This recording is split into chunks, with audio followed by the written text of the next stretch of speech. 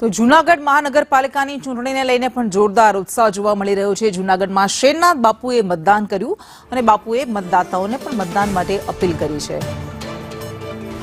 તો શેરનાથ બાપુ પોતે પણ મતદાન કરવા માટે પહોંચ્યા હતા। મતાધિકારનો તેમણે ઉપયોગ કર્યો અને અન્ય મતદારો પણ લોકશાહીના પર્વમાં જોડાય હોશે હોશે તે માટે તેમણે અપીલ કરી।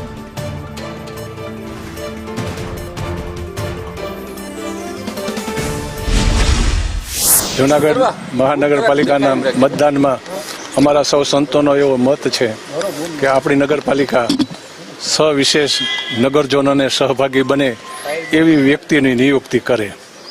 आजना समय में આપણે સૌ જાણીએ છીએ આપણી જિંદગી ખૂબ ટૂંકી છે, આપણી પાસે સમય બહુ નાનો છે અને આપણી પાસે કામ અને આપણી સંસ્કૃતિ અને આપણા સંસ્કારનો વારસો જબરજસ્ત છે।